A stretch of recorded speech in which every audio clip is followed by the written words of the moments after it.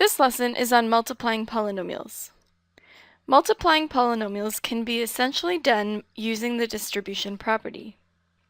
The simplest example of multiplying polynomials is by multiplying a monomial by a monomial.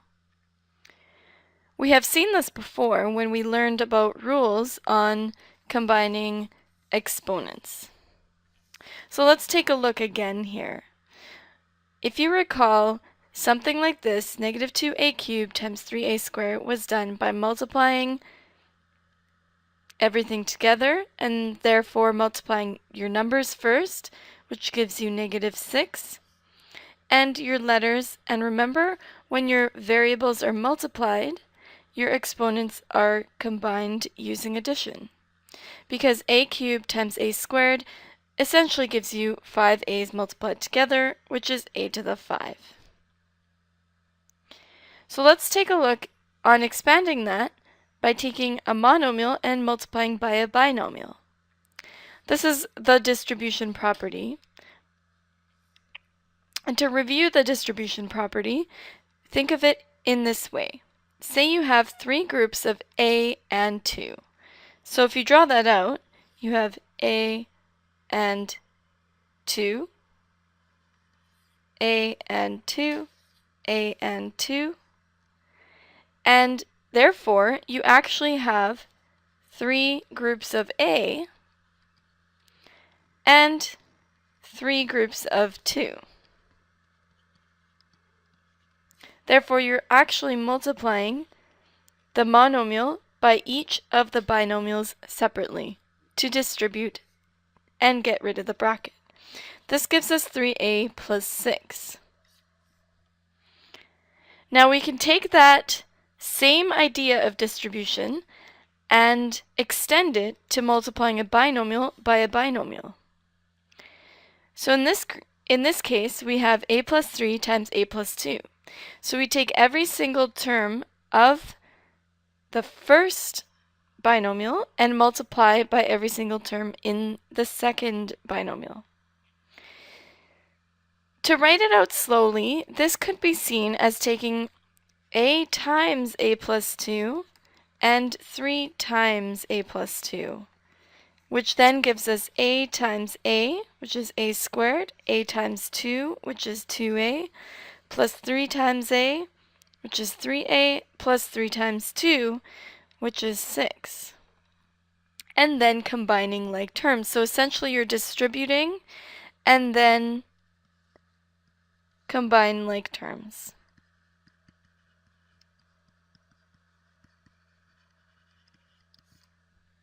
In this case, our like terms are our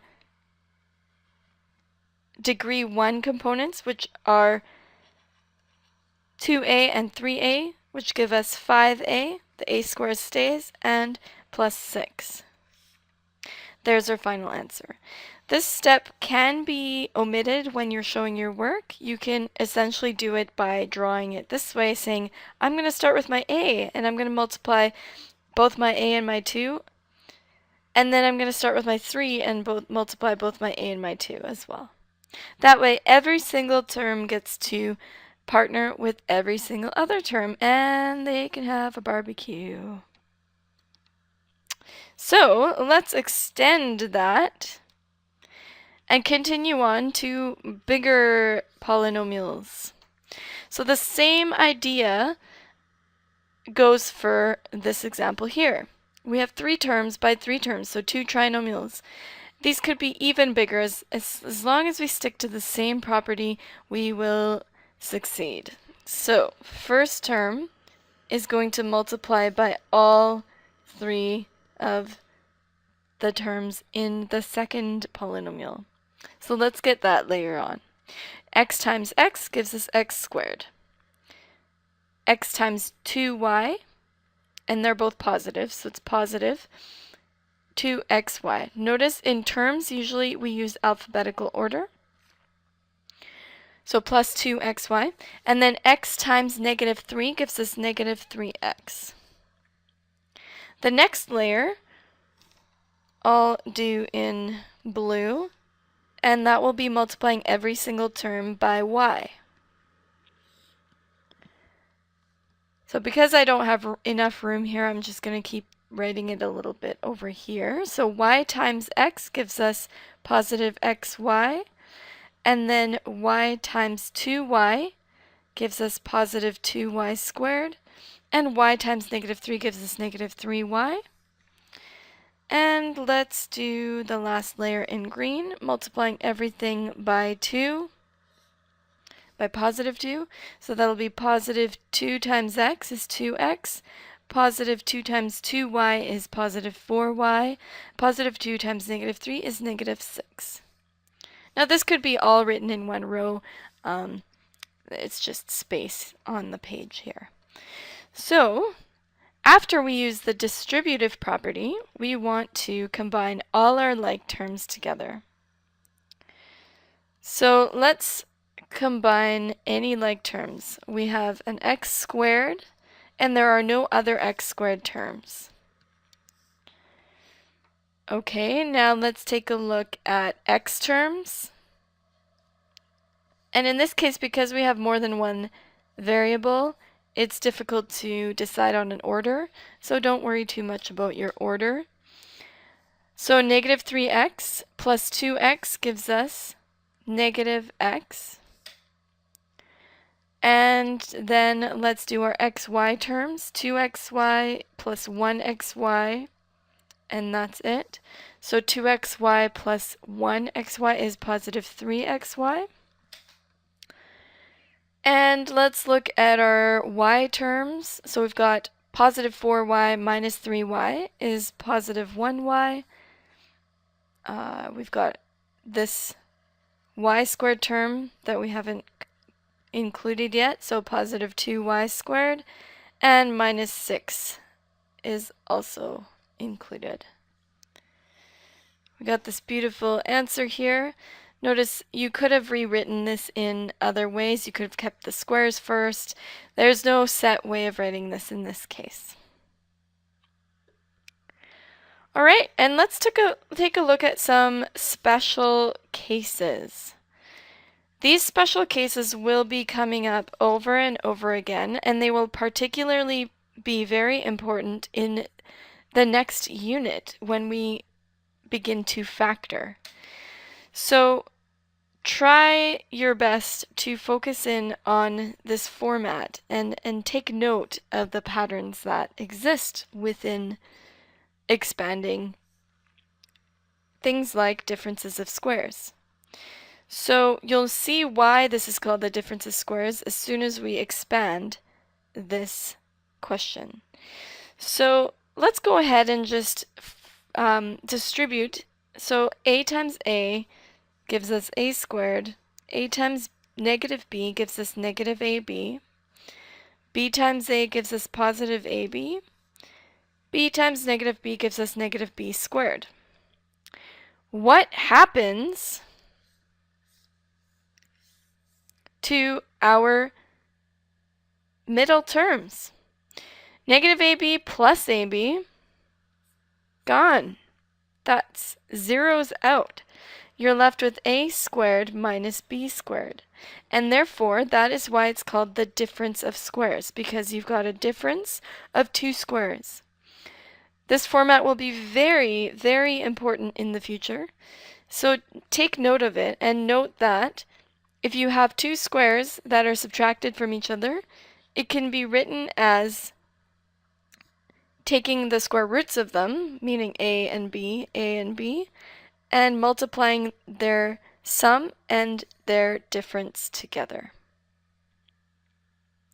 Another common pattern that is seen is by taking a and b, two terms, added or subtracted, and squaring the whole thing. Now, a common error with this is to say, oh, this is just equal to a squared plus b squared. Well, let's take a look. Would it be? Let's take an example. 2 plus 3 squared, is that equal to 4 plus 9? Well, this would have been 5 squared, which would have been 25. Is 4 plus 9 the same as 25? Certainly not. So remember, when you're squaring a bracket, you're multiplying the bracket by itself. meaning we're going to need to distribute all of this and see what happens. So the first step is a times a, then a times b, and then a times b again, and then b times b. So in this case, because we have not different signs in the middle, but the same signs in the middle, our middle terms actually double up every single time. So that gives us a squared plus 2ab plus b squared. You'll notice if the middle sign was a minus, so say this was a minus sign here, these would be both minuses, and that would give us these terms to be different. Your a times your negative b would be negative ab, and your negative b times a would be a negative ab, which would be then negative 2ab. And then negative b times negative b would then also be positive. So essentially, what we can say is that anytime we have a plus or minus b squared, we're going to have the first term squared, then we'll have plus or minus, depending on what this was in the center, twice the first times the last, which was double the middle term, and plus the last term squared. And there's another pattern. So these two formulas will be relatively important in our future. Let's take a look at some examples of multiplying polynomials. First example, we need to distribute. So first times first times second term, and then first times last term. 2x times 3x squared is going to give us 6x to the 3 because we're adding the exponents, we're multiplying the numbers. 2x times negative 5x will give you negative 10x squared. And feel free to say it to yourself, just like I'm saying it. Positive 2x times positive 1 gives us positive 2x. And there are no like terms, we are complete. Next question, we've got two distributions to make. X squared times 2x gives us 2x cubed. X squared times 1 gives us positive x squared. Now this here is a negative 1. Remember, if there's nothing there, you're distributing a negative 1. Negative 1x squared, and then negative 1 times negative 5 is positive 5. Are there any like terms? The x squared terms are like, and they actually cancel out, leaving us with 2x cubed plus 5. The x squared term is actually just a 0x squared, which in this case we don't need to write. Let's take a look at the next example. 2x times 3x squared, both positive, giving us positive 6x cubed. 2x times positive 4x gives us positive 8x squared. Positive 2x times negative 5 is negative 10x. Negative 1 times 3x is negative 3x squared. Negative 1 times positive 4x is negative 4x. And negative 1 times negative 5 is positive 5. Now that we have it expanded, we can collect like terms. So our cube term is first, and it is alone. There's nothing else to combine with it. Our x squared terms are next. 8x squared minus 3x squared is positive 5x squared. And negative 10x minus 4x is negative 14x. The positive 5 is still there. And that is complete. Remember to pause the video and try these on your own before I complete them. Next up, let's take a look at a few more examples here. In this one, we have a few options. We could distribute the negative 3a into the first bracket and then distribute both brackets, or we could combine the second two brackets and then distribute the negative 3 after. I think that is a little bit easier, but it really essentially doesn't matter. So you can try both ways and see if you get it both ways. 4a times 1 gives us 4a. 4a times negative 3a is negative 12a squared. 4a, oh, there's no third term. Negative 3 times 1 is negative 3. Negative 3 times negative 3a is positive 9a. And we've expanded those two brackets. Now we need to multiply in the negative 3a. And notice you could combine like terms first, or you could do that later. So you have several options in this example. Try it on your own in different ways and see if they all come to the same answer. Negative 3a times 4a is negative 12a squared. Negative 3a times negative 12a squared is positive 36a cubed. Negative 3a times negative 3 is positive 9a. Negative 3a times 9a is negative 27a squared. So let's combine any like terms here. We've got our cubed term, which should go first, 36a cubed. And you really want to code them so that you don't forget terms. It's easy to forget terms when you're doing this. Our a squared terms should come next. So we've got negative 12 minus 27 will be negative 39a squared and plus 9a. And this is the fully expanded form. The next one looks like one of our special formula examples. So you have two choices here. You can either follow the format of the pattern that we showed you in the formula in the previous slide, or you can do it by hand. So most people like to do it by hand for a while, but after a while you start noticing that every single time you're going to get the first two, which gives you the first term squared, 4x squared. And then the middle terms are going to double up. And notice they're always going to be the same thing. 2x times negative 3y is the same as negative 3y times 2x, which gives you negative 6xy, but then negative 6xy again. So notice if you multiplied 2x times negative 3y, that would be negative 6xy. And double that, that would give you negative 12xy. Which is your middle term. And then your last term is always also squared because it's the same. So you'll have positive 9y squared. Essentially, that leaves you with the first term squared minus, in this case because it was a minus, double the first times the last, which was 12xy, and plus the last term squared. So, or you could have remembered that a plus or minus b squared is the first term squared plus or minus double the first times the last plus the last term squared, and followed the formula. So if you have 2x minus 3y squared, you would be getting the first term squared, 2x squared, plus or minus, in this case it's a minus, 2 times the first times the last, and plus the last term squared, which was 3y.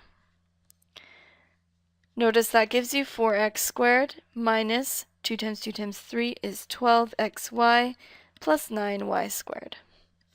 Either way, you get the same answer. The next one also looks like a special case because the first and the last terms of each bracket are the same. However, in this case, we have a plus and a minus, whereas here we had the same sign. Remember, when the signs are different, the middle terms will cancel out. So the easiest way is to use our a plus b times a minus b, knowing that that gives us a squared minus b squared, the difference is squares formula.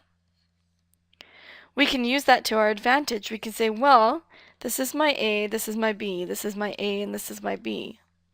My a is 2x, my b is 3y.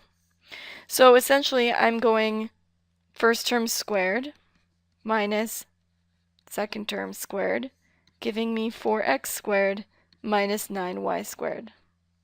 Done. So you almost don't need to write any of this if you have come to terms with this pattern. However, if you're just starting out and you really just want to convince yourself, you can go ahead and distribute. 2x times 2x gives you 4x squared. 2x times negative 3y gives you negative 6xy. 3y times 2x gives you positive 6xy. Notice they will cancel out. And the last two terms give you a negative 9y squared. Middle terms cancel out, and you're left with 4x squared minus 9y squared. This is the difference of squares.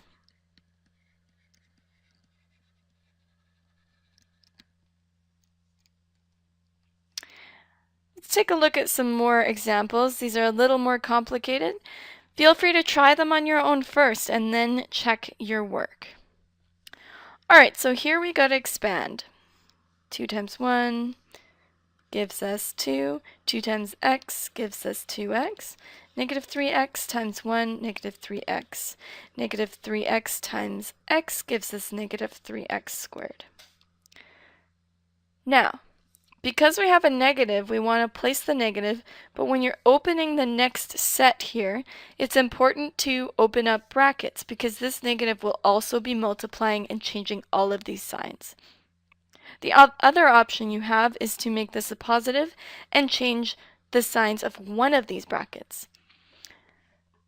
Although I think this way is a little more clear and a little easier to not forget about.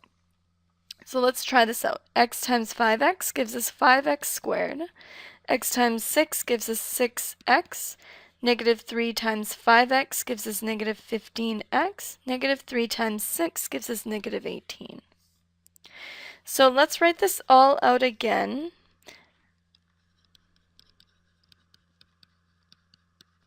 And get rid of this bracket by multiplying everything by a negative, which changes all of the signs.